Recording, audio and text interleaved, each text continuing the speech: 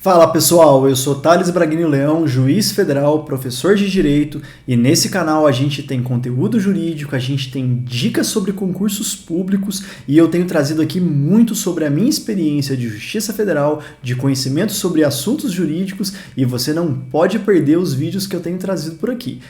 Hoje a gente vai retomar o nosso projeto dos informativos em dia e essa é a aula número 2 sobre as novidades do pacote anticrime na jurisprudência do STJ de 2020. A gente está fazendo uma revisão geral das melhores decisões do STJ sobre as novidades trazidas aí pela lei do pacote anticrime. Se você perdeu a aula anterior, a aula número 1, eu sugiro que você veja a aula porque lá a gente falou sobre prisões cautelares e como que o STJ interpretou inicialmente toda a polêmica em torno das prisões. Nesse vídeo de hoje, eu pretendo trazer com vocês aqui algumas polêmicas também em relação ao estelionato e também em relação ao acordo de não persecução penal, o famoso ANPP. A gente vai ver isso daqui a pouquinho e eu só preciso lembrar a vocês que o nosso projeto dos informativos em dia e as nossas videoaulas, elas vão girar em torno do nosso relógio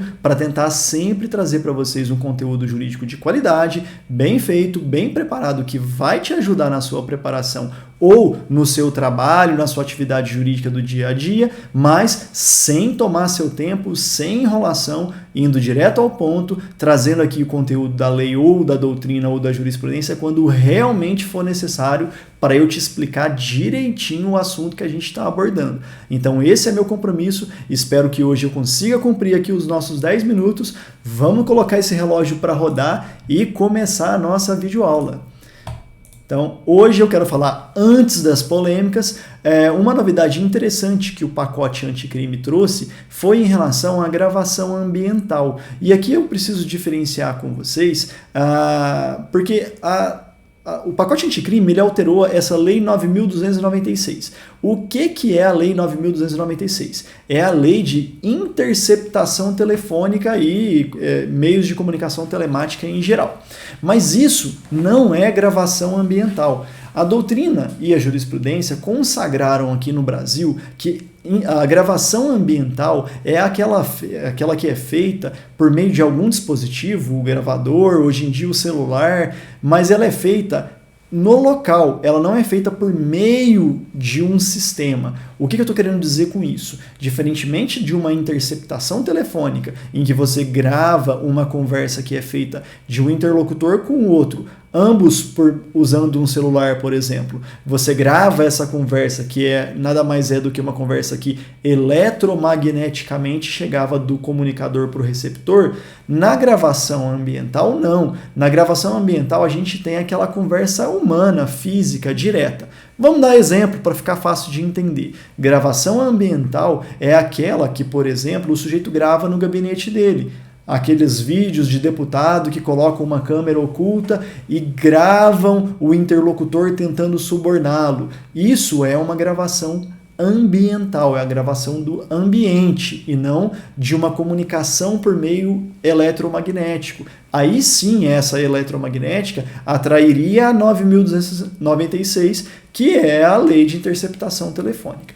O que o STJ sempre entendeu em relação à gravação ambiental? Ele entendia que é uma prova lícita. O sujeito tem o direito de gravar a própria conversa com outro interlocutor. Então, se você desconfia que alguém vai praticar algum crime contra você, como, por exemplo, tentar uma corrupção, você pode sim gravar essa conversa e isso é uma prova lícita, porque você é um dos interlocutores. Você não está gravando conversa de terceiros e nem está quebrando a competência das autoridades para fazer a interceptação telefônica. Não é a mesma coisa, o STJ sempre fez distinção e mesmo com as alterações do pacote anticrime, o STJ disse aí no informativo 680 que ele continua entendendo que a gravação ambiental ela é válida quando realizada pelo próprio interlocutor e aí fica a pegadinha final, ainda que sem conhecimento do outro. Porque é óbvio, se o outro souber que está gravando, ele não vai revelar o segredo que você quer gravar. Então precisa ser sem o conhecimento mesmo.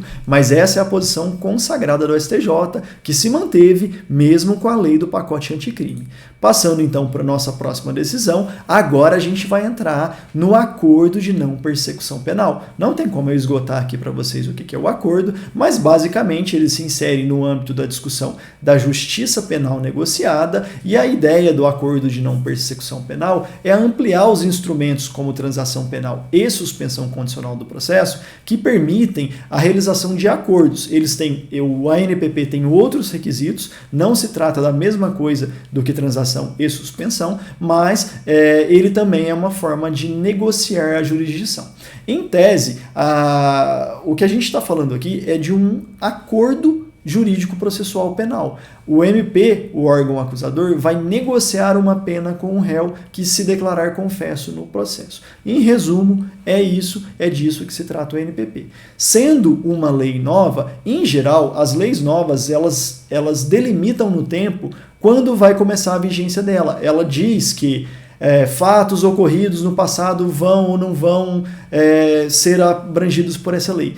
A lei do pacote anticrime fez algumas delimitações sobre direito intertemporal, mas nesse aspecto do ANPP não ficou delimitado qual seria o fato, a data que ensejaria a aplicabilidade dela.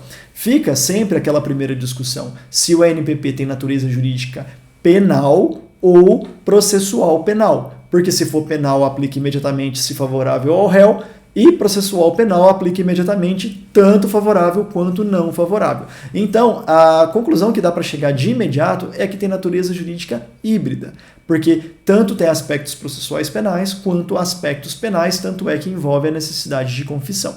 E aí a gente passa para a questão temporal. O STJ entendeu que os fatos ocorridos antes da lei do pacote anticrime, né, que foi de 2019, aí em dezembro de 2019, 13.964 é a lei, os fatos que ocorreram antes, eles até podem se beneficiar do ANPP, mas o STJ delimitou que não pode haver denúncia, porque é contra a lógica do acordo de não persecução penal se já houve uma denúncia. Se o sujeito já está denunciado, ou seja, já existe uma persecução penal. Então, se houve uma denúncia recebida, né? Claro, se a denúncia não tiver sido recebida, aí tudo bem. Mas se já houve uma denúncia recebida, já há uma persecução penal. Se já há uma persecução penal, não teria como ter um acordo de não persecução penal. Essa é a lógica por trás da decisão. Eu trouxe para vocês uma linha do tempo aqui para facilitar um pouco. Eu trouxe duas hipóteses. Na primeira hipótese, a gente tem um fato em 2016, ou seja,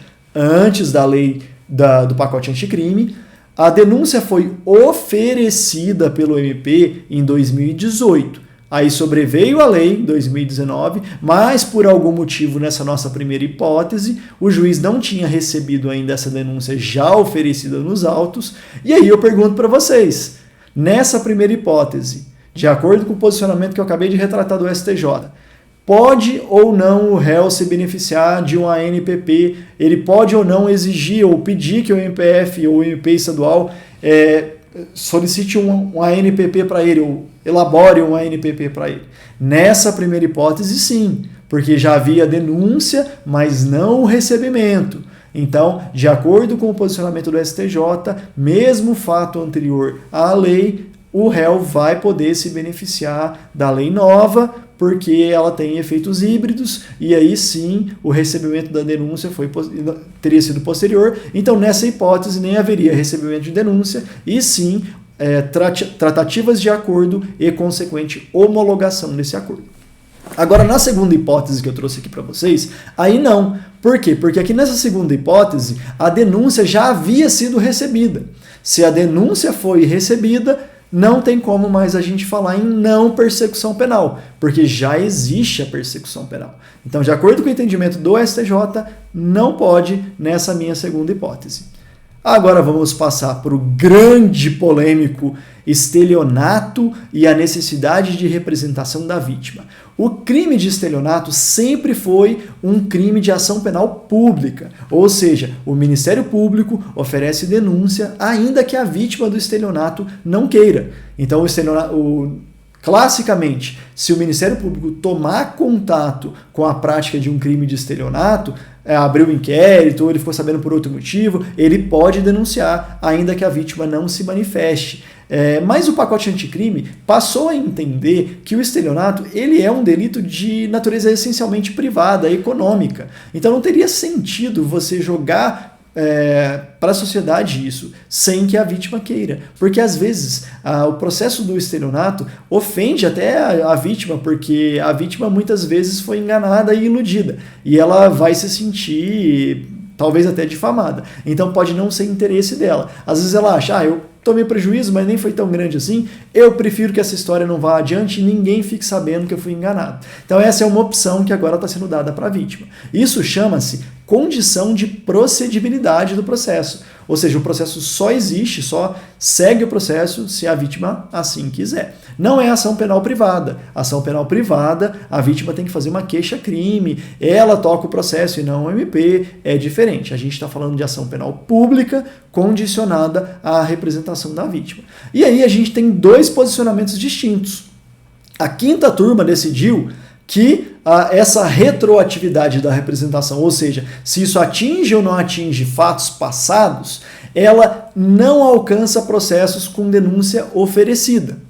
E a sexta turma, por sua vez, ela disse que alcança qualquer processo, ou seja, tem processo de estelionato, a gente tem que intimar a vítima para a vítima dizer se representa ou não nesse caso. E aí eu trouxe para vocês como que ficou o texto do parágrafo 5º do artigo 171, que é o estelionato. Aí ele acrescentou essa necessidade, somente se procede mediante representação. E aí traz algumas exceções, porque nem sempre precisa da representação. O grande ponto aqui é qual dos dois entendimentos vai prevalecer. Isso a gente não sabe ainda, está sendo discutido. Alguns tribunais, TJ de São Paulo, entre outros, já têm dado decisões em relação a isso. Não está muito claro qual vai ser o caminho que vai ser seguido, mas me parece que a decisão da quinta turma faz sentido, porque um processo com denúncia, esse ato jurídico já foi perfectibilizado, ou seja, já há denúncia.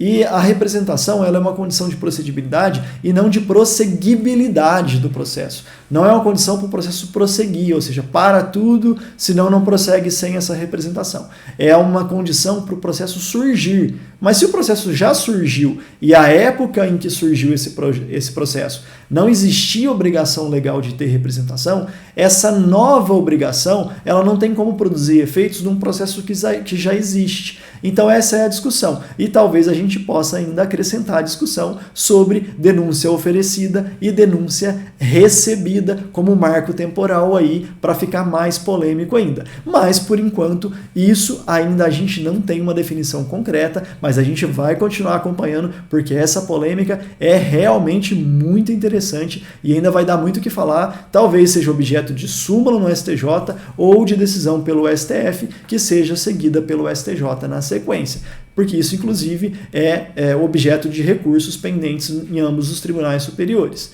Com isso eu encerro a nossa mini aula de hoje e pretendo trazer mais vídeos, tanto falando de jurisprudência do ano passado para a gente revisar e pôr os informativos em dia, quanto já começar a preparar mais aulas sobre conteúdos do interesse de vocês. Então se tem um interesse em alguma coisa, não deixa de postar aqui para mim, para eu ficar sabendo, ficar de olho e pensar em alguma coisa bacana para postar para vocês. O meu muito obrigado para você que acompanhou até aqui, até o nosso próximo vídeo, aquele abraço de sempre, até mais!